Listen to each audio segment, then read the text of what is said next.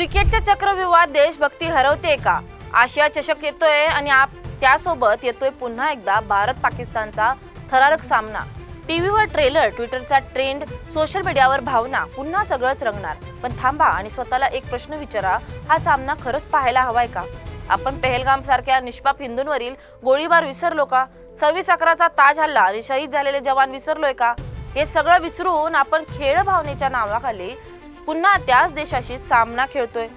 याच्या मागे नेहमीच राजकीय स्क्रिप्ट लपलेले असते. भारतीय नैतिकतेच्या नावे सहभागी होतो, पण हे नैतिकतेचं ओझं आता शहीदांच्या बलिदानावर अन्याय ठरत तर नाही ना? हो, ऑपरेशन सिंदूर तर ऑपरेशन महादेव यशस्वी झाले, दहशतवादी ठारही झालेत, पण बदला पूर्ण झालाय का?